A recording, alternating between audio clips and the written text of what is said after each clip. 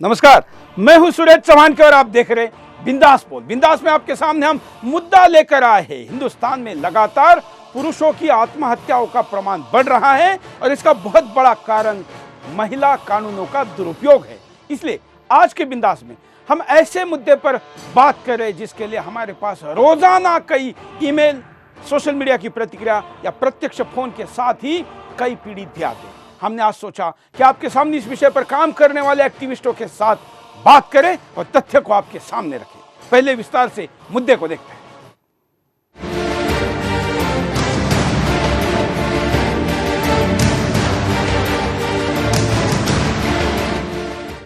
पहले प्यार फिर एफआईआर, यही हो रहा है आजकल के प्यार के मामलों में। रिश्ते बनने से पहले ही टूट रहे हैं लालच में। रिश्ते सिर्फ अब लालच के लिए बन रहे हैं। अगर लालच और जरूरतें पूरी नहीं होती तो अपनों को ही फंसा दिया, अपनों पर ही फर्जी रेप केस दर्ज करा दिए।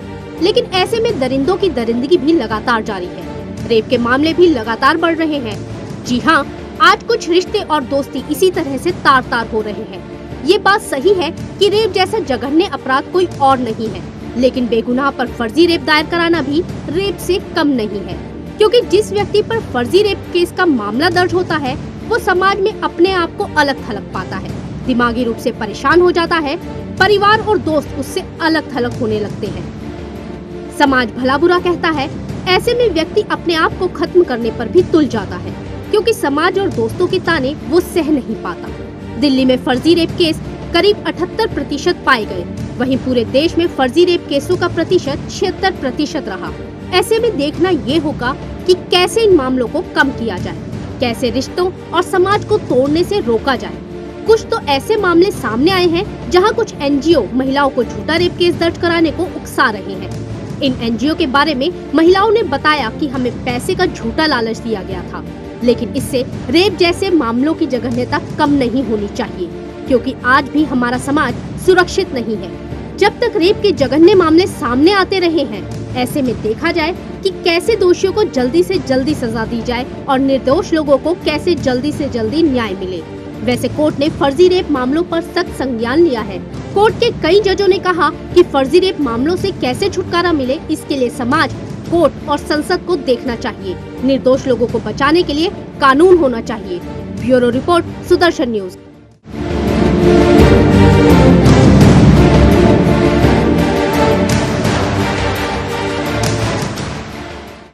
इस विषय पर काम करने वाली सोशल एक्टिविस्ट हमारे साथ है बरखा त्रेहान जी। मैन राइट के लिए काम करती है। बरखा जी, आपका बिंदास बोल में स्वागत है। साथ साथ में हमारे साथ है ईशकरण भंडारी जी, एडवोकेट है। हमारे साथ है एक पीड़ित गोपाल शेट्टी जी जो कि मुंबई से जुड़े हैं, और हमारे साथ है फिल्म अभिनेत्री प्राची अधिकारी। सबका स्वागत करता हूं। सबसे पहले शुरुआत करते हैं बरखा जी, क्या कहेगी आप? नमस्कार कहूँगी मैं। सबसे पहले आपको ये बताना चाहूँगी कि हमारे देश में 49 विमेन सेंट्रिक लॉज हैं और एक भी लॉ है वो पुरुष के लिए नहीं है। चाहे वो किसी भी प्रकार के केस में फंसाया जाए उसे, लेकिन उसकी प्रोटेक्शन के लिए एक भी लॉ नहीं है हमारी कंट्री में। ऐसा मेरा मानना है कि पुरुष भी इंसान है, वो भी ह्यूमन है, उनके लिए भी कुछ लॉज होने चाहिए, उनको भी प्रोटेक्शन मिलनी चाहिए। अगर एक भी पुरुष के साथ अगर कोई भी गलत काम होता है तो वो कहाँ पे जाए, वो कहाँ पे अपनी एफआईआर दर्ज करवाए, या उसको जो उसकी भी प्रॉब्लम्स है उसे कौन सुनेगा। गवर्नमेंट ना कोई हेल्पलाइन जारी करती है उन पुरुषों के लिए कि वो जाकर के वहाँ पे अपनी व्यथा रखें, ना कोई गवर्नमेंट एड देती है, ना कोई ऐसा सेल है, मेन सेल, जहाँ पे वो अपनी ग्रीवेंसेस रिकॉर्ड कर सके, अपनी प्रॉब्लम्स रख सके कि हमारे साथ भी ये झूठा आरोप लगाया जा रहा है हमारे ऊपर। उनके लिए क्या प्रावधान है हमारे पास? हमारी गवर्नमेंट के पास उनके लिए कोई बजट नहीं है, कोई लॉ नहीं है। ऐसी गवर्नमेंट का क्या करना है जो पुरुषों के लिए, जो मेल वोटर्स हैं, 80% जो मेल वोटर्स हैं हमारी कंट्री के, उनके लिए कोई लॉ नहीं है। कोई भी चीज़ उनके लिए नहीं है कि वो अपने को सुरक्षित महसूस कर सकें इस देश में। बताइए ये कहाँ का न्याय है? बिल्कुल, कहाँ का न्याय है। और न्याय विषय के ही क्षेत्र से एक लॉयर के तौर पर हमारे साथ ईशकरण है। ईशकरण, आप कैसे देखते हैं इसको? कोई भी कानून हो उसको बैलेंस्ड होना चाहिए। हम सब चाहते हैं कि महिलाओं की रक्षा हो, सुरक्षा हो, पर कोई कानून ऐसे नहीं बना सकते कि वो सुरक्षा की जगह आतंक का एक साधन बन जाए। आजकल क्या होना शुरू हो गया है, जो पीड़ित महिलाएं उनके लिए हम सब संघर्ष करते हैं, उनको रिलीफ चाहते हैं, पर कई के कानून ऐसे बन गए हैं जिसमें कानून चलता है कि जब तक आप प्रूव्ड नहीं होते आप इनोसेंट हो। पर हमने कई कानून ऐसे बना दिए हैं, स्पेशली इन लॉज में, जहां पे आप पहले ही गिल्टी माने जाते हो अगर आप अपने आप को इनोसेंट प्रूव नहीं कर पाते हो। और ये कोई भी घटना जो दो व्यक्तियों के बीच में हुई, अब आजकल एक तरफ फेमिनिज्म है, आप बोलते हो नारी की चॉइस है, दूसरी तरफ आज भी आप रखते हो ब्रीच ऑफ प्रॉमिस में रेप केस दर्ज हो जाते हैं। लड़का लड़की मर्द नारी ने एक साथ जो भी किया, संबंध रहे, साल साल, डेढ़ साल, 2 साल, शादी नहीं हो पाई, चाहे औरत की नई मर्जी से शादी ना हुई हो, चाहे मर्द की मर्जी से शादी ना हुई हो, पर उसके बाद साल साल के रिलेशनशिप के बाद आप रेप केस दर्ज करते हो। अच्छा, मैं इसमें कई बारी पुलिस को भी दोष नहीं दूंगा, वो देखते भी हैं कि ये केस में 2 साल से आप लिविंग कर रहे थे, तो 2 साल में लिविंग करने के बाद अब रेप केस कैसे बन रहा है, या आप साथ वेकेशनों पे जा रहे थे उसके बाद रेप केस कैसे बन रहा है। पर वो भी बोलते हैं, मेरे पास केसेस आते हैं, पुलिस बोलती है अगर हमने ये नहीं किया कोई एनजीओ से नोटिस आ जाएगा हमें कि एफआईआर को दर्ज नहीं करी, अरेस्ट क्यों नहीं किया, इतना प्रेशर बन जाएगा। तो आपने पुलिस से भी उसकी डिस्क्रिशन ले ली है। किसी भी और केस में पुलिस के पास डिस्क्रिशन होती है, थोड़ी इंक्वायरी करती है, अपनी सूझबूझ लगाती है, फिर केस दर्ज करती है। यहाँ पे ना पुलिस सूझबूझ लगा सकती है, ना जो नकली केस दर्ज कर रहे हैं उन पे इफेक्टिवली कुछ एक्शन होता है। और केस दर्ज होते ही 1000 जगह सोशल मीडिया पे जो भी व्यक्ति है उसके सोशल सर्कल में उसकी हर जगह बदनामी हो जाती है, कितने लोगों की नौकरी चली जाती है, और नौकरी एक बारी जो अच्छी नौकरी में जाने के बाद वापस लेनी मुश्किल पड़ जाती है। बहुत तरह की जो सरकारी नौकर है उनके लिए तो 24 घंटे कस्टडी में रहते हैं, उनकी नौकरी चली जाती है। प्राइवेट भी वर्बल एलिगेशंस के ऊपर इतने बोल्ड स्टेप्स लिए कैसे जाते हैं? एक वर्बल एलिगेशन है, वो गुस्से में भी लिया गया हो सकता है, या कोई डिमांड नहीं पूरी हुई होगी उस महिला की, तो उसने एलिगेशन लगा दिया तो उस पे उसको अरेस्ट कर लेंगे। बिल्कुल बिल्कुल। हमारे साथ गोपाल शेट्टी है, पीड़ित हैं, खुद इस मामले में जेल में रह चुके हैं और अपने व्यथा को, दर्द को बताना चाहते हैं। गोपाल जी बताइए। जी हाँ, नमस्कार सर। नमस्कार, बोलिए। जी हाँ सर, देखिए ये जो आप महिला की और आदमी की, इसमें कोई हम भेदभाव की बात नहीं कर रहे, लेकिन इस तरह के जो मामले, आज एक मेरा अकेले का मामला नहीं है, मैं एक गोपाल शेट्टी, मैं अकेला ही नहीं हूँ, मैं जेल में 7 साल काट के आया। ऐसे कई मामले अभी जेल में तो ऐसे कि जिन लोग को अभी तक अपना खुद का गुनाह भी नहीं मालूम और भी सजा काट रहे हैं। दूसरी बात, आप देख रहे कि मेरा उदाहरण एकदम आपकी आंखों के सामने, पूरी जनता के सामने है। मैं 7 साल निर्दोष होने के बाद, मुझे 7 साल के बाद मुझे एक्विटल दिया, मैं निर्दोष बरी हुआ। अब मैं 2 साल से मैं सिस्टम से जूझ रहा हूँ, फिर भी आज सिस्टम, मतलब हमारे देश में गरीब के लिए न्याय नहीं है, सिर्फ अमीर के लिए न्याय है। हम जीते जाते, हम इधर आपके सामने सबूत देख रहे, जनता देख रही है। आज मुझे, मेरे 2 बच्चे अभी तक अनाथ आश्रम में 9 साल बीत गए, मैं न्याय के लिए तरस गया हूँ, मेरा परिवार आज भी पीड़ित है। थोड़ा गोपाल जी थोड़ा विस्तार से बताइए, थोड़ा विस्तार से हमारे दर्शकों को पता चले, क्योंकि इस विषय के पीड़ित खुद होके सामने आते भी नहीं हैं, और आप आए हैं, आपके साहस का हम स्वागत करते हैं। जी सर नहीं पहुंचने देता। जब मैं जेल से छूटने के बाद मैं आजाद मैदान में धरना पे बैठा था, मैं इसका संघर्ष करने के लिए, तो मुझे पेपर में हेडलाइन में देखो, पढ़ो, मुझे धमकी आया कहीं। आज तक कोई ऐसा पीड़ित को पहुंचने नहीं दिया, क्योंकि ये छोटा सा इश्यू नहीं है देश के लिए, और ये बहुत बड़ा, और जेल की दुनिया तो बहुत बाकी है, जो मैं अभी तक वो राज नहीं खोला हुआ है। लेकिन ये सच्चे, ये मैं अकेला नहीं हूँ अभी, लेकिन जब मैं जो आंखों से देख रहा हूँ, ये सत्य जग के सामने और मीडिया के माध्यम से जग के सामने आना चाहिए। और ये बहुत अच्छी बात है कि मुझे मीडिया ने भी सहयोग किया। मैं ये नहीं कह रहा हूँ कि महिला के ऊपर, महिला को भी न्याय मिलना चाहिए। आज वो जो पीड़ित है, जो लड़की के ऊपर बलात्कार हुआ, जिस आरोप में मुझे अरेस्ट किया था, वो लड़की को अभी तक न्याय नहीं मिला। वो आरोपी को क्यों नहीं ढूंढ रहे हैं? जबकि मैं सीबीआई करने के लिए बोला हुआ, देखो सच्चाई मैटर है, ना तो हमको इंटरिम राहत दिला है, और ना मेरे परिवार को अभी तक कोई इंटरिम लीव्स नहीं दे रही। ये न्यायालय है, हम किसी के ऊपर भरोसा करें? आज न्यायालय के आजू बाजू में वकील कहते हैं वो मैजिस्ट्रेट सही नहीं है, वो जैसे वो दूसरे इसमें अच्छे हैं। इस तरीके से कोर्ट के आजू बाजू में इस तरीके से बातें होती, हम न्याय मांगे तो मांगे किसके? हम संघर्ष कर रहे हैं। बिल्कुल, मैं गोपाल जी आपके पास आऊंगा। बरखा जी, आप शायद इस मैटर को जानती होगी। जी, ये मैटर ऐसा है कि इन्होंने कोई भी कुछ भी नहीं किया, बट इनको जेल में रहना पड़ा 7 साल। उस दौरान इनके बच्चे इनसे बिछड़ गए, इनकी पूरी फैमिली इनसे बिछड़ गई, और ये इतने हताश हुए कि इनको अभी आने के, जेल से बाहर आने के बाद भी कोई न्याय नहीं मिल रहा किसी भी प्रकार का। जो एक सोसाइटी में इनकी इमेज खराब हुई, जॉब गई, फैमिली गई, माँ बाप गए, बच्चे गए, बीवी गई, सब गया, सब कुछ खत्म हो गया इनका। अब इनका कोर्ट का जो टाइम, ये मुझे बताएं कि ये जो टाइम इनका वेस्ट हुआ, जो इनका जो फैमिली पूरी इनसे बिछड़ गई, इसका रिस्पॉन्सिबल कौन है? ये एक फॉल्स केस में सज़ा काट के आ रहे हैं, लेकिन जो भी इनको सज़ा हुई है उसके पीछे जो भी कारण रहे हैं, अब इनको इससे कैसे इनको मुक्ति मिलेगी? इनका क्या कसूर था? ना तो इनका कोई कसूर था, फिर भी इतना इनको परेशानी झेलनी पड़ी। बिल्कुल, हम आपको कुछ और फर्जी मामलों में कैसे फंसाया जाता है इसको बता दें।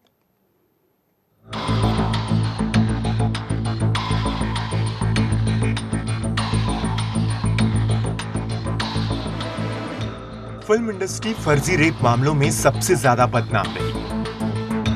गायक अंकित तिवारी पर मई 2014 में रेप का केस दर्ज कराया गया और उन्हें पुलिस ने अरेस्ट कर लिया। 1 महीने के बाद उन्हें बेल मिली, लेकिन बाद में सेशन कोर्ट ने सिंगर अंकित तिवारी को बरी कर दिया क्योंकि जांच में आरोप गलत साबित हुए। जिस महिला ने अंकित पर आरोप लगाए वो महिला अंकित के साथ रिलेशन में रही थी कई सालों से। जॉली एलएलबी के डायरेक्टर सुभाष कपूर पर 2012 में रेप के आरोप लगे, लेकिन बाद में ये आरोप फर्जी पाए गए, लेकिन बदनामी खूब हुई। फिल्म एक्टर शाइनी आहूजा पर उनकी नौकरानी ने ही फर्जी रेप के आरोप लगाए। बाद में पता चला कि आरोप पैसे के लिए लगाए गए थे और शाइनी का करियर बर्बाद करने के लिए। शाइनी आहूजा का फिल्मी करियर तो खत्म हो गया, बाद में उन्हें बेल मिल गई। फिल्म मेकर मधुर भंडारकर पर 2004 में फिल्म इंडस्ट्री में स्ट्रगल करने वाली एक्ट्रेस प्रीति जैन ने रेप का आरोप लगाया, लेकिन बाद में भंडारकर को बेल मिल गई और आरोप फर्जी पाए गए। फिल्म मेकर दिवाकर बैनर्जी पर भी उनकी को एक्टर ने सेक्सुअल हरासमेंट के आरोप लगाए और बैनर्जी को अरेस्ट कर लिया गया, लेकिन बाद में उन्हें बेल मिल गई और महिला बाद में आरोपों से मुकर गई। हॉकी के मशहूर खिलाड़ी और पूर्व कप्तान सरदार सिंह पर एक खिलाड़ी ने रेप के आरोप लगाए क्योंकि उन्होंने उससे कभी शादी करने से मना कर दिया था, लेकिन बाद में सभी आरोप झूठे पाए गए। इससे भारत के नंबर 1 खिलाड़ी और भारत की शान सरदार सिंह को कई लोगों ने भला बुरा कहा। दिल्ली महिला आयोग की अध्यक्ष स्वाति मालीवाल ने भी सरदार सिंह पर एफआईआर करने के लिए सुषमा स्वराज तक से सिफारिश की थी, क्योंकि स्वाति मालीवाल अपने आप को लाइमलाइट में लाना चाहती थी।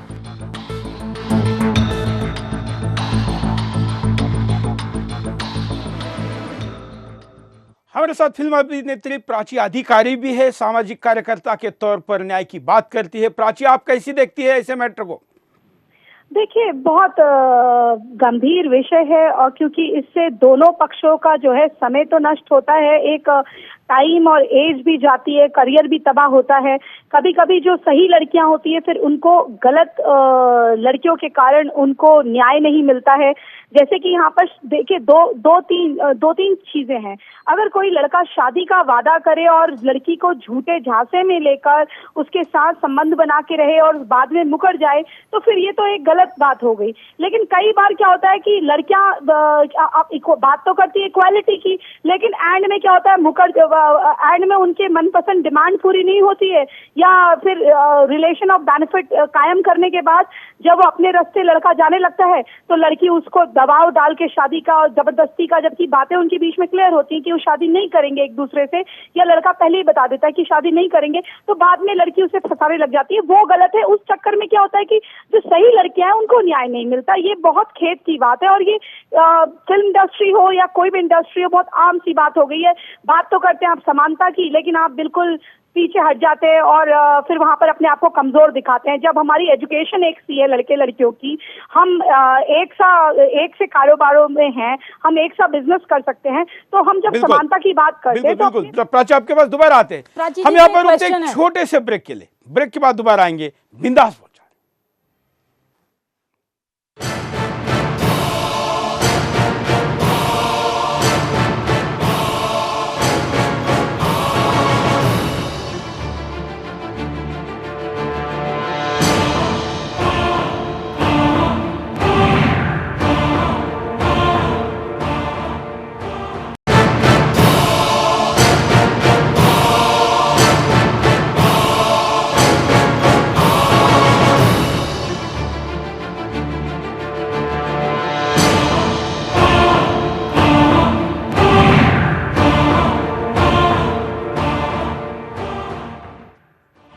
ब्रेक के बाद आपका एक बार फिर से स्वागत है। आप बिंदास बोल देख रहे हो और बिंदास में आपके सामने हम मुद्दा लेकर आए महिलाओं के सुरक्षा के लिए बनाए गए कानूनों का कैसे दुरुपयोग होता है और उसका नुकसान पुरुषों पर कैसे होता है। सालाना 1 लाख लोग आत्महत्या करते हैं इस कानून के दुरुपयोग के कारण। यह हिंदुस्तान में सड़क दुर्घटना के बाद होने वाली सबसे ज्यादा बड़ी मात्रा में लोगों के मृत्यु का कारण है। क्या ऐसी घटनाएं हिंदुस्तान में होनी चाहिए? अगर हो रही है तो रोकी कैसी जाए और रोकने के लिए क्या क्या पहल हो, तमाम सारे मुद्दों को लेकर हम स्थिति कारण परिणाम उपाय लेकर आपके सामने आए हैं। कुछ फर्जी केसेस पर भी नजर डालते हैं।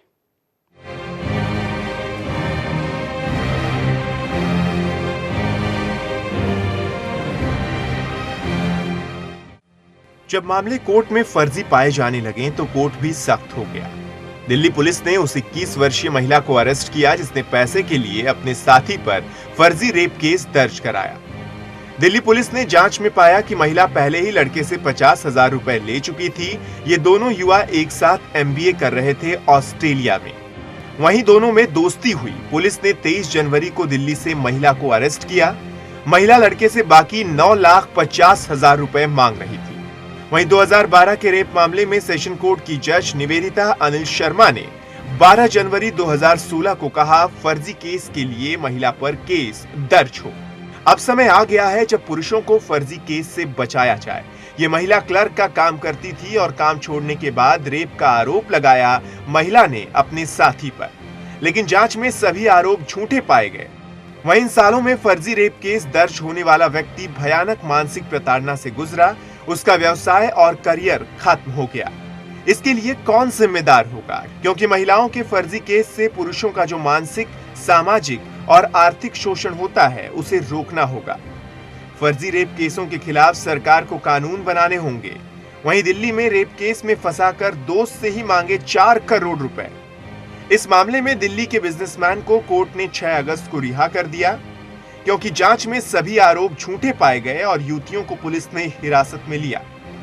ग्रेटर कैलाश थाने में युवतियों और उनके दोस्त पर रंगदारी के आरोप दर्ज हुए। वहीं कुछ NGO भी महिलाओं को फर्जी रेप केस करने के लिए उकसा रहे हैं। फर्जी रेप केस करने वाली महिला ने कोर्ट को बताया कि NGO ने कहा कि आप अपने कंपनी के मालिक पर रेप का केस दर्ज करो, इससे आपको काफी बड़ी रकम मिलेगी। वहीं जयपुर पुलिस ने कुछ ऐसी महिलाओं को अरेस्ट किया जो व्यापारियों को फर्जी रेप केस में फंसाकर पैसा वसूलती थी। अब भोपाल की युवती ने दोस्त पर रेप का आरोप लगाकर 10 लाख रुपए मांगे। वहीं महाराष्ट्र के पूर्व DIG रेप के केस में बरी हो गए। मुंबई की एक मॉडल ने पूर्व DIG सुनील पारासर पर रेप का आरोप लगाया था।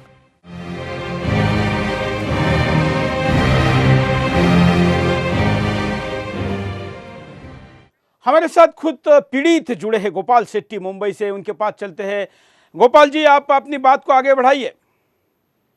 जी हाँ, देखिए ये तो ये पता है कि जो मेरे ऊपर जो किस तरीके से मुकदमा चला है। 2009 की बात है। 2009 में घाटकोपर, मुंबई घाटकोपर में एक मंदबुद्धि लड़की के ऊपर जो बलात्कार हुआ था, उस आरोपी कोई गोपी नाम के लड़के ने कोई बलात्कार किया था। जब 15 दिन पुलिस वाले को वो आरोपी नहीं मिला गोपी करके, तो मेरा नाम गोपाल है, मैं एक होटल मैनेजमेंट करता था। मैं 7 साल पहले मेरी 50,000 रुपए सैलरी थी और एक मैं 5 स्टार में काम करता था। और मुझे उस एरिया में, जो एरिया में रहता था, उधर से मुझे गोपी बना के लेके गए और सारे नकली एविडेंस तैयार करके, सारे नकली प्रूफ डाल के मुझे गोपीज बनाया। 4 दिन तक मुझे पुलिस स्टेशन में नहीं बताया गया कि मुझे किस संदर्भ में अरेस्ट किया था। लेकिन जब मुझे 26 जुलाई को मुझे अरेस्ट किया और 30 जुलाई को मुझे बताया कि मुझे बलात्कार में अरेस्ट किया, मुझे 4 दिन लॉकअप के अंदर ऐसा बंद करके रखा और मुझे इतना मानसिक संतुलन दिया। मुझे तो वो आरोपी जो होते हैं लॉकअप के अंदर, जो कैदी लोग होते हैं कुछ पीड़ित, तो उनके हाथ से मुझे पुलिस वाले ने मारने के लिए बोला, उनके हाथ से मुझे मार खिलवाया। इस तरीके से मेरे पास बहुत ज्यादा, मेरे साथ बहुत बेकार हरकतें की हुई है। और जबकि वो लड़की ने भी नहीं पहचाना था कि मैं आरोपी, मैं बलात्कार नहीं किया, तो भी पुलिस वाले बोलते हैं कि वो CCTV कैमरे में दिखता है, वो अंधकार फोटो है, वो ये गोपी है, यही लड़का है। इस तरीके से जबरदस्ती से मुझे मतलब उस मैटर में घसाटा, नकली एविडेंस किया। मैं फोर्स कर रहा उन्हें मेरा मेडिकल करो, मैं सारे एविडेंस बता रहा हूँ, लेकिन मेरी कुछ भी बाजू नहीं सुन रही कि मैं गरीब पीड़ित था। भाई मुझे मतलब गरीब के मतलब वही हुआ मेरे साथ लास्ट में। आज मैं वही नाम दे रहा हूँ, एक गरीब का ही, क्योंकि अमीर और गरीब का ही फैसला आ रहा वहाँ पे। और मेरे 7 साल जो गुजारे मैंने, ये अमीरी गरीबी की विदेशी गुजारे हुए, क्योंकि आज देख रहे हम लोग सिस्टम में, अगर शायद यही बयानी के टाइम में, अगर उस टाइम में कोर्ट कचहरी में CCTV camera, video recording, voice recording, ये सारे चीज होती तो मेरा गुनाह बहुत जल्दी उजागर होता था। और सलमान खान जैसा मुझे भी एक दिन में न्याय मिल जाता था, जैसे कि सलमान खान को। बिल्कुल आप रुकिए ईश्वरन जी, हाँ कुछ कहना चाहिए जी। आपने जो अभी प्रेजेंटेशन दिखाई थी उसमें 2 बहुत अहम बातें मुझे लगी। पहली बात अहम ये लगी, आपने कहा कि जैसे ही कोई जेल जाता है उसको कितना नुकसान होता है अपने करियर में, प्रोफेशन में। कई प्रोफेशनों में आपका प्रोफेशन ही खत्म हो जाता है, बाद में आप बरी हो जाइए। और मैं मूवी स्टार्स की बात नहीं कर रहा हूं, मैं ये नौकरी पेशा आदमी की बात कर रहा हूं। कोई भी कंपनी, सरकारी तो छूट ही जाती है, पर प्राइवेट भी कोई कंपनी नहीं चाहती कि पुलिस का नोटिस आ रहा हो, विटनेसेस आ रहे हो, आप रेप अक्यूज्ड हो, कल को कोई एनजीओ बोले कि आपने रेप अक्यूज्ड को जॉब दी हुई है। तो ये पहली बात। दूसरी जो आपने बहुत अहम बात दिखाई, वो ये दिखाई कैसे एनजीओज ये करते हैं। और एनजीओज का करने का एक ही मात्र कारण है, वो ये है कि जैसे वो डाटाज और फिगर्स बढ़ाते हैं कि हमने भी इतने रेप केस में ये किया वो किया, उनकी फंडिंग बढ़ती है। बिल्कुल। तो ये बिजनेस मॉडल बन जाता है फिर।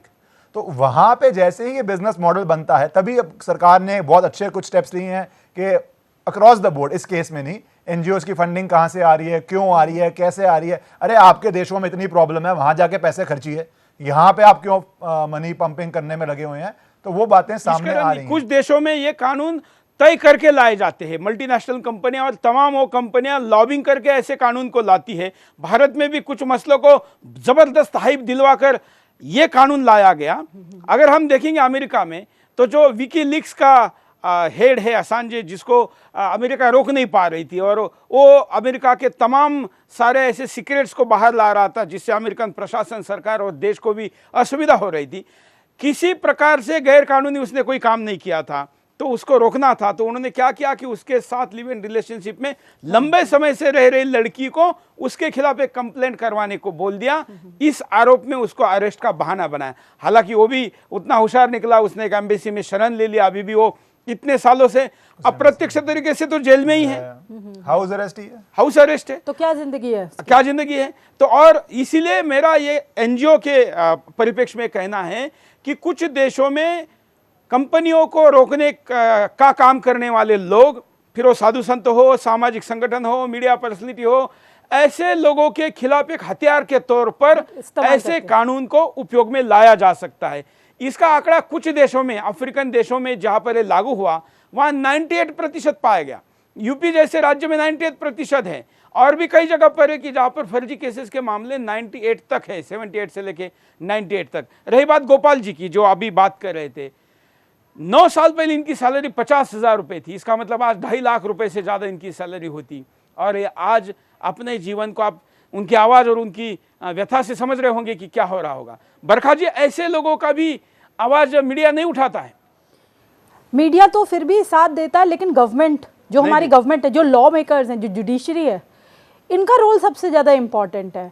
तो उनको आगे आना चाहिए और समाज में देखना चाहिए कि ये देखिए ये जो हमारे एनजीओज़ हैं, इनकी फंडिंग को बंद किया जाए। जो एनजीओज़ ये बुरा काम कर रहे हैं, फॉल्स केसेस फाइल करने के लिए, ये डेटा बढ़ाने के लिए, जिससे कि और पैसे मिले, और कानून बने। ऑलरेडी 49 कानून हैं, लेकिन अभी और मैरिटल रेप भी लाने की बात कर रहे थे ये कुछ दिन पहले। बिल्कुल, ये थोड़ा आप बताइए, क्योंकि हिंदुस्तान को पता चले कि कितने षड्यंत्र इस देश में परिवार को तोड़ने के लिए भी हो रहे हैं। बहुत सारे षड्यंत्र हो रहे हैं। ये समाज में हमारे जो परिवारों का विघटन हो ही जा रहा है, होता जा रहा है लगातार। ये षड्यंत्र है फेमिनिस्ट का। हम यहाँ एक छोटे से ब्रेक के लिए रुकते हैं। ब्रेक के बाद आप जरूर बताइए कि पति पत्नी के बीच भी रेप का केस हो सकता है, ऐसा कानून लाया जा रहा है। और अगर ये कानून आता है तो परिवार तो टूटेंगे ही, लेकिन ऐसा कुछ इस देश में होगा जिसकी आप कल्पना नहीं कर सकते। ब्रेक के बाद इस पर चर्चा करते हैं। रुकते एक छोटे से ब्रेक के लिए।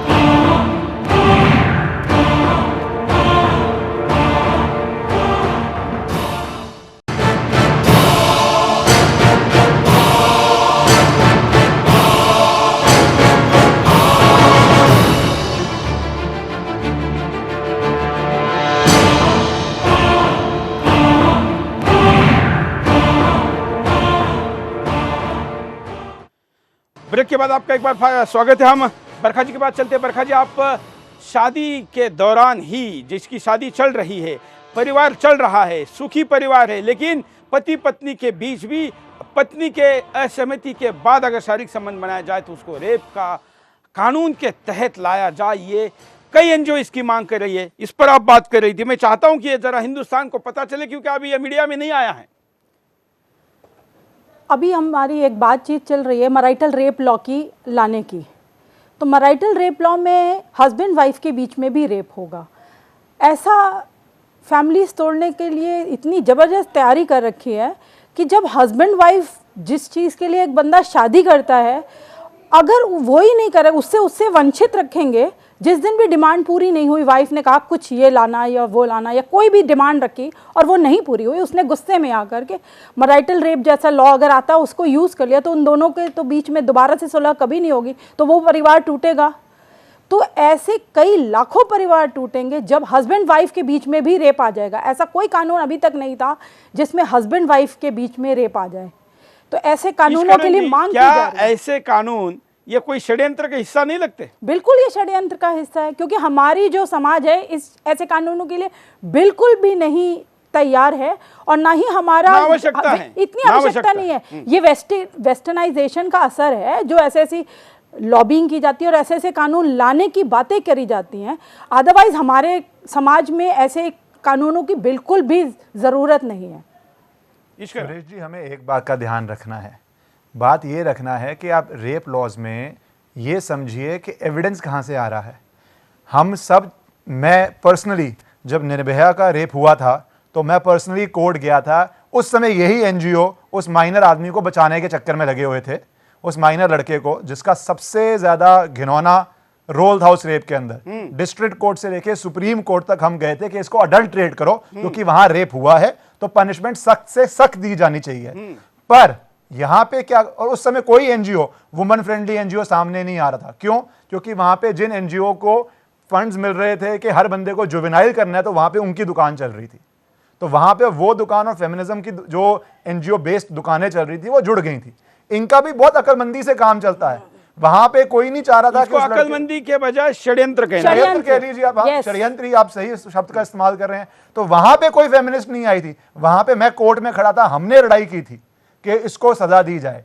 ये क्या हो रहा है, आप कंसेंशुअल सेक्स को बाद में होने के बाद नए ग्राउंड्स पे कोई बोलता है कि मुझे ये रोल ऑफर किया गया, मुझे रोल नहीं दिया गया, या आप बोलते हैं कि मुझे वादा किया शादी करूंगा। अगर औरत का मन चेंज हो गया, वो शादी नहीं करना चाहती, तब आप कुछ नहीं कर सकते। तब आप क्या पुरुष के ऊपर दूसरा, डालेंगे? आप कहां से प्रूव करेंगे? हमारे जो लॉज बने थे वो ये बने थे कि औरत की बात को अहमियत दी जाएगी, क्योंकि तब वायलेंस था, टाइम्स डिफरेंट थे।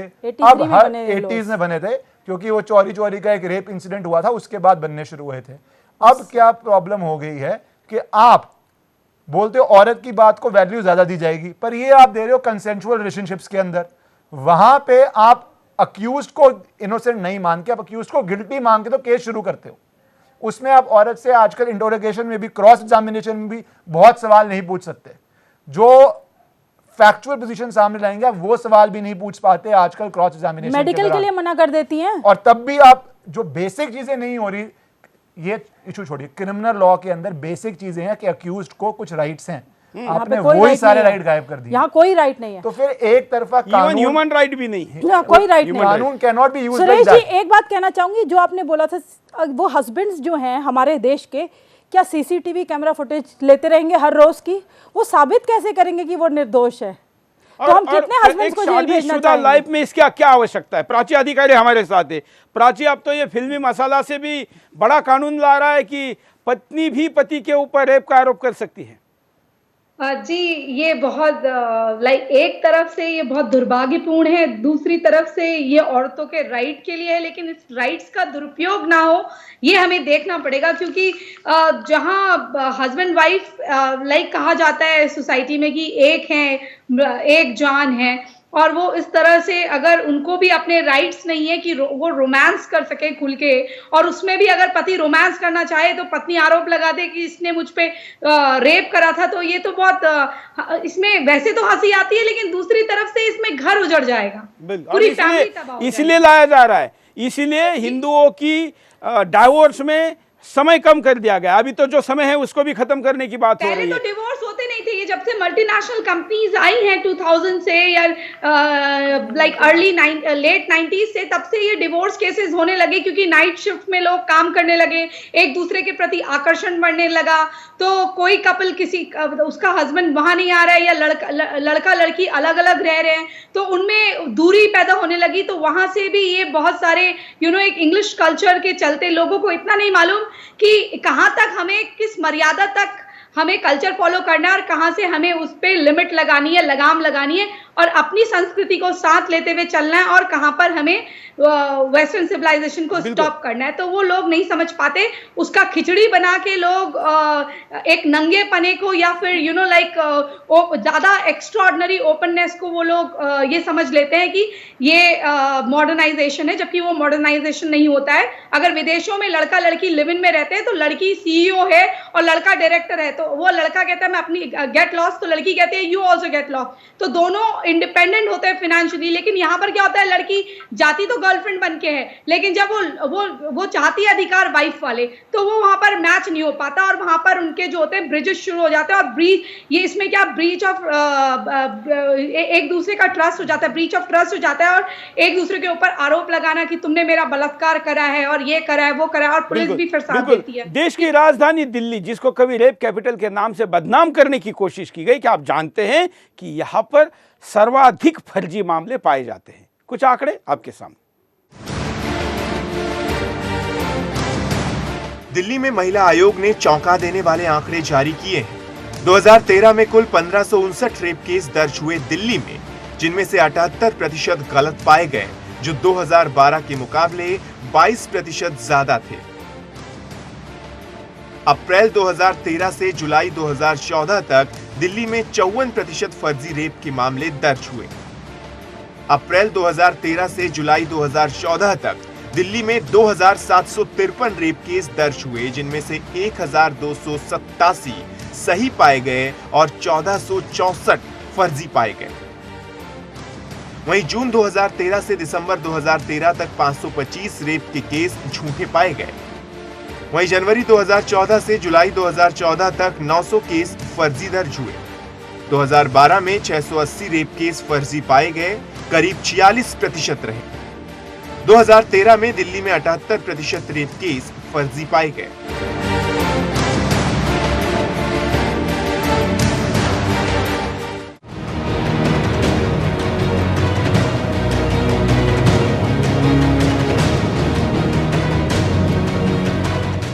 पूरे देश में 2008 में रेप के 73.415% रेप केस फर्जी पाए गए।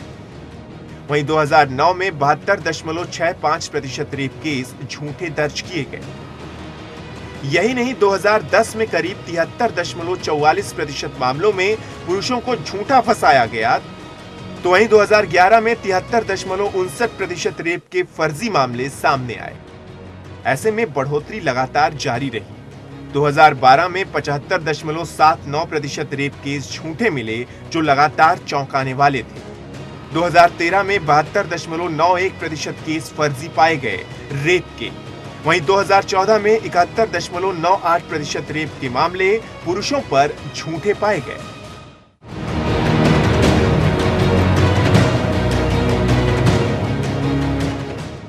ये हमने आपको देश और दिल्ली के दोनों आंकड़े दिखाए। इश्करन, इसका मतलब दिल्ली को तो खामखा बदनाम किया गया रेप कैपिटल कह के। बिल्कुल, आपके आंकड़े देख के मैं भी चकित हूं।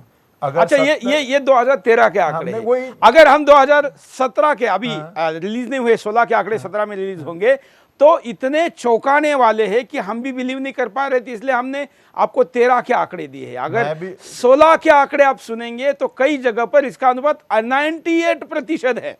सुरेश जी, 3 चीजें इसमें मैं बोलूंगा। पहले ही, कोई भी कानून जिसमें लगभग 70 से 75% नकली केसेस दर्ज हो रहे हैं, उसका मतलब उसमें आपको कुछ अमेंडमेंट्स और कुछ उसमें बैलेंसिंग लाने की जरूरत है। ये तो साफ दिख रहा है, ये 50-50 केस भी नहीं है।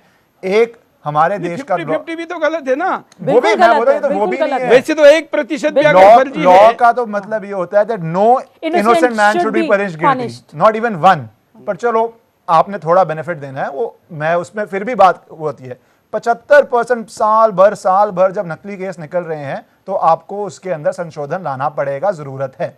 दूसरी बात जो बहुत ज्यादा सामने आ रही है, क्यों हमारे देश, और इसमें कई हद तक बुरा मत मानिए, हमारी मीडिया भी बहुत हद तक जिम्मेवार है, वो पहले ही उसको दोषी ठहरा देते हो। आप अगर इंक्वायरी होने दो, ट्रायल होने दो, कुछ एविडेंस सामने आने दो, किसी ने एफआईआर नहीं पड़ी होती और दोषी ठहराना शुरू कर देते हैं आप। और तीसरा जो आपने बहुत अहम बात की कि किसी भी प्रदेश को, दिल्ली का किसी भी प्रदेश को जो आप रेप कैपिटल आप करते हो, इसमें बहुत ताकतें हैं और बहुत लोग हैं जिनके रीजन ये है कि आपका टूरिज्म डाउन जाए। बिल्कुल, क्योंकि हमने वीजा ऑन अराइवल आपने इतने लोगों को, इतने देशों को दिया है।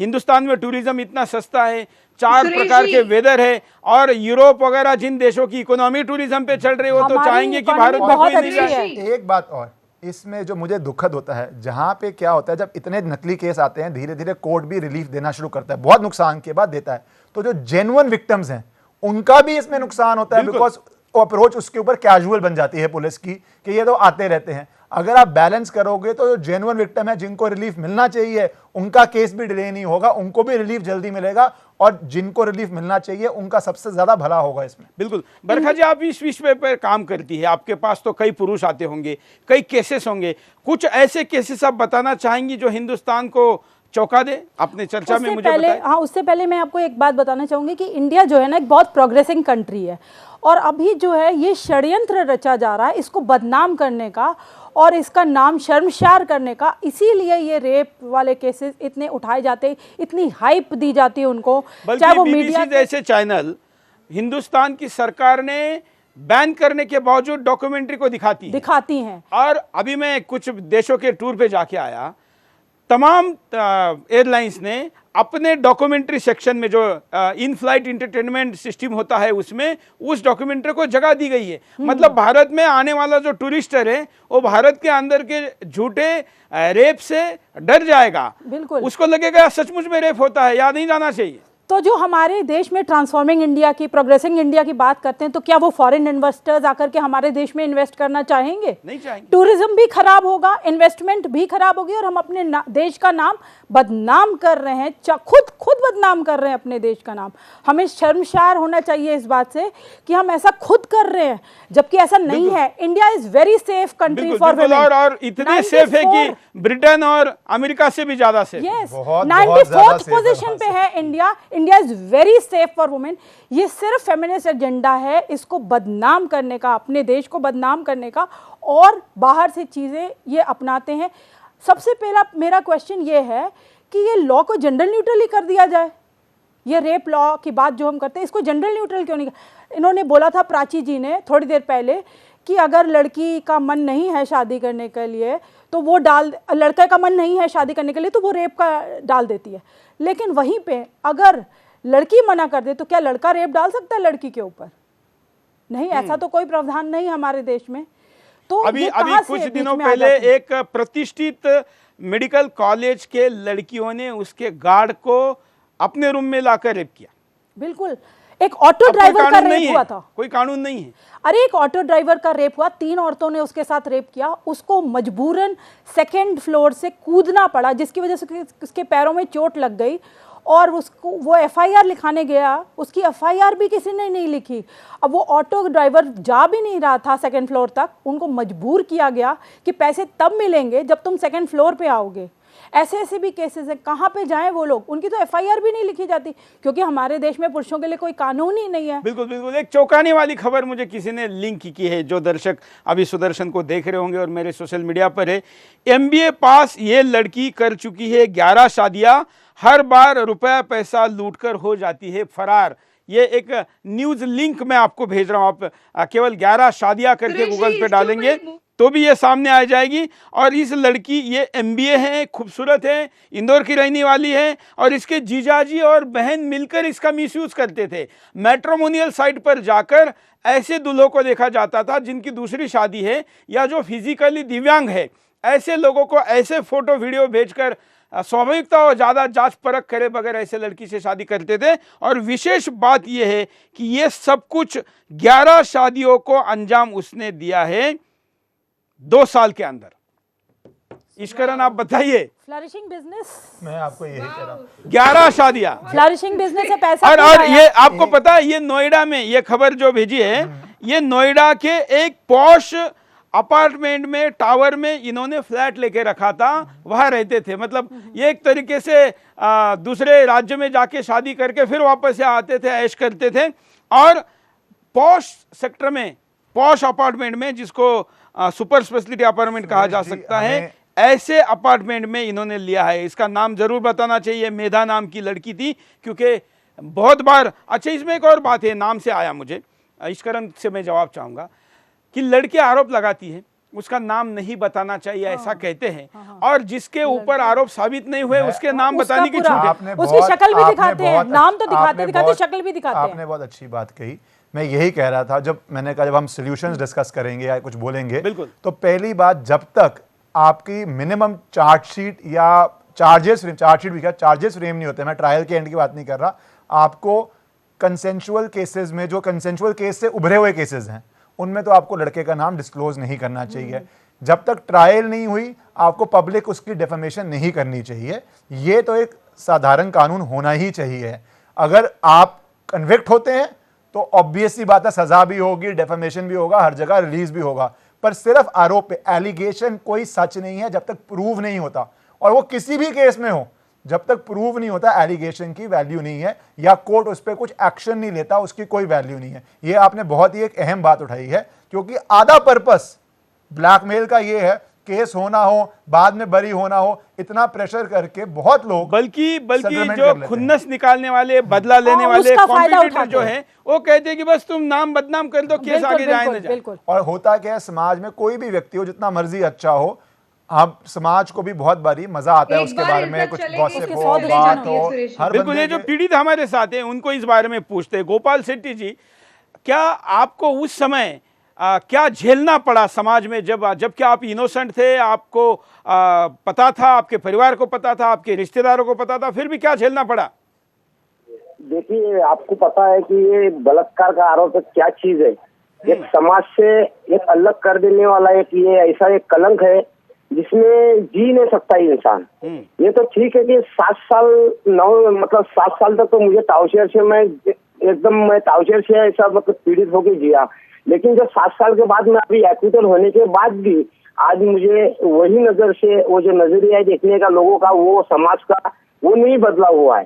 क्योंकि एक बलात्कार का कलम भी ऐसी चीज है कि ना तो ना जेल में जी सकते, ना नरक में जी सकते, इस तरीके के। क्योंकि शायद मैंने जो ये सहा है, शायद कोई ईश्वर ने देखा होगा ये ऐसा, क्योंकि कोई मामूली चीज नहीं था ना। 7 साल तो ऐसा मतलब घुट के जिया वो 4 दीवार के अंदर, कि जो गुनाह मैंने किया ही नहीं, मैंने देखा ही नहीं, ना कभी पहचान पाया, ऐसा मेरे ऊपर आरोप डाला हुआ है। और ऊपर से ये जो आरोप डाला, फिर निर्दोष होने के बाद भी आज भी मुझे, जब न्यायालय मेरे ऊपर ध्यान नहीं दे रही, मतलब मुझे न्याय नहीं मिल रहा करके, मैं आज भी समाज मुझे बहुत बुरी नजर से देख रहा है। क्योंकि मैं, आपको पता है कि गरीब और अमीर का फैसला ही हमारे देश में कानून में भी, इसीलिए अगर मुझे मेरे रहेगा मुझे। बिल्कुल गोपाल जी, और इसलिए हम आपकी बात को आज रख रहे हैं, हम आपके आभारी, आप हमारे साथ जुड़े रहे। मैं चौंकाने वाले तथ्य मेरे मोबाइल पर आ रहे हैं, इतनी बातें भेजी जा रही है। ईश्वरन, खास करके एक बात कॉमन सब लोगों ने कही है कि ऐसे मामलों पे जो मीडिया ट्रायल होता है, इसके ऊपर कानून नहीं बनना चाहिए। मैं बहुत हद तक चाहता हूं कि मीडिया को पूरी फ्रीडम ऑफ स्पीच हो, उसके अंदर कोई खलल नहीं करना चाहिए। ये चीज़ें में 2 चीज़ें, ये चीज़ साफ हो सकती है। पहला कि आप जब तक एक, मैं ट्रायल एंड भी नहीं बोल रहा, चार्ज की स्टेज नहीं आती, आप किसी के नाम का ऐसे दुरुपयोग नहीं करेंगे, उसको बदनाम नहीं करेंगे। उसी से जो ये सनसनी मचाते हैं वो बहुत हद तक कम हो जाएगी। ये एक दो छोटे छोटे स्टेप्स हैं जिसके आप काफी तक लॉ को, इससे कोई किसी को रिलीफ नहीं मिल रहा, केस उस पर फिर भी चल रहा है, सजा फिर भी हो रही है, प्रेशर फिर भी है, सब कुछ है, पर ये जो पब्लिक डिफेमिंग करते हैं, और ये भी एक धंधा ही बन चुका है पब्लिक डिफेमिंग करने का, वो नहीं होना चाहिए। दूसरी बात, मीडिया को थोड़ा रिस्पॉन्सिबिलिटी अपने आप पे ही लेनी चाहिए। मैं मीडिया को रिस्ट्रिक्शंस के इतना फेवर में नहीं हूं। नहीं, हम तो खुद मीडिया, हम क्यों चाहेंगे ऐसा हो, लेकिन क्या आप किसी के जीवन को बर्बाद तो नहीं करें आपके गलती के लिए। मीडिया भी अभी फॉरेन फंडेड है। पिछले दिनों एक सुरेश प्रतिष्ठित जी, मैं अखबार ने कुछ बात कहना दिल्ली में एक सीरीज चलाई थी कि आप अपने ऐसे अनुभव को बताइए कि जो आपके जीवन की दिशा जिन्होंने बदल दी, या आपको गलती का एहसास हुआ, या कोई सकारात्मक चीज हुई। तो एक पत्रकार ने एक घटना बताई थी, दिल्ली के एक चैनल के, प्रतिष्ठित नेशनल न्यूज चैनल के पत्रकार ने बताया था कि साउथ दिल्ली में एक लड़के के शादी में पहुंचकर एक फर्जी दुल्हन को लेकर पहुंचे, और उस लड़की ने आरोप लगा दिया उस लड़के के ऊपर कि इसने मेरे से पहले से शादी की है, रेप किया है, फलाना किया है। और मीडिया का कैमरा जाकर जब किसी शादी में पहुंचता है तो क्या होता है आप समझ सकते हैं, शादी टूट गई, माँ बाप को बारात घर पे लेके आनी पड़ी, पिता आर्मी के बड़े ऑफिसर थे, उनको दिल का दौरा पड़ गया, मर गए, पूरा घर तबाह हो गया। इस पत्रकार की आंखें खुली, उसने उस अपने स्टोरी में लिखा था कि मुझे चैनल से टॉर्चर किया जा रहा था कि ऐसी खबर लाओ, यही पूछो, ऐसा ही कहो, यही बुलवाओ, यही कहने वाले लोगों की बाइट दिखाओ। तो क्या एक परिवार को, एक क्या, ऐसे चीजों में तो कई परिवार तबाह हो जाते हैं। ये तो क्राइम है उसके अंदर। यहाँ पे मैं ये आपकी बात से बिल्कुल सहमत हूँ कि हमें कुछ लॉज उसमें हमें फास्ट करने पड़ेंगे कि अगर आप इतनी मास डेफामेशन करते हैं किसी की, ये एक व्यक्ति को नहीं बोल रहा, चैनल का आपके पास बहुत बड़ा माध्यम है जो देश देखता है, अगर उसमें और होता क्या है कि जब केस होती है ना तब तो सब ज्यादा दिखाते हैं, लेकिन जब खत्म हो जाती है तो कोई नहीं दिखाता। एक बात कहना चाहूंगी सुरेश जी, अभी जो मीडिया डिफेमेशन की बात आप कर रहे, तो ये मीडिया हाउसेस भी तो सारे कई फॉरेन फंडेड हैं, तो इनका एजेंडा वही होता है, कहीं नहीं, ज्यादातर रेप रेप रेप रेप को हाईलाइट करो और हिंदुस्तान को बदनाम करो, ये इनका मोटो है। ये इसलिए हो रहा है। और क्यों हम अपने देश को बदनाम करना चाहते हैं, इसके पीछे बाहर से फॉरेन फंडिंग जो पैसा आ रहा है उसी वजह से हो रहा है। आपको याद होगा भी थोड़े दिन पहले दीमापुर में एक आदमी को मार डाला गया था, दीमापुर लिंचिंग में, क्योंकि उसको भी यही बोला कि इसने रेप कर दिया है, जबकि बाद में ही एक दिन बाद ही रिपोर्ट आ गई थी कि कॉन्सेक्सुअल सेक्स था वो और पैसे दिए थे उस लड़की को। बिल्कुल, तो फिर भी उसको मार डाला लोगों ने। बिल्कुल, क्योंकि हमारे पास तो वैसे आज कई प्रकार के कंटेंट है, मेरे पास तो तमाम लिंक आ रहे, हम इसको बढ़ाना भी चाहते हैं, लोगों के सामने मुद्दा भी जाए, लेकिन आज समय की कमी है। हम जल्दी ही बिंदास में भी इस मुद्दे को लेकर आएंगे, और हमारा एक नया शो जन संसद भी आ रहा है जिसमें ऑडियंस के साथ, दर्शकों के साथ, दोनों विचारों पक्षों को रखने वाले लोगों को भी हम बुलाएंगे। मैं आप तीनों का आभारी हूं, आपने टाइम निकाला, बल्कि चौथे हमारे गोपाल शेट्टी जी जो सामने आकर उन्होंने कहा कि हाँ मेरे ऊपर चार्ज हुए थे, मैं उनका भी आभारी हूँ। तमाम कॉलर आज बात करना चाह रहे थे, लेकिन हम कंटेंट डिलीवर करना चाह रहे थे, इसलिए आज कॉल ज़्यादा नहीं ले पाए, लेकिन आप आपकी प्रतिक्रिया हम तक ज़रूर भेज सकते, खास करके हमारे तमाम सोशल मीडिया के हैंडल पर। आज के लिए इतना ही, जय हिंद।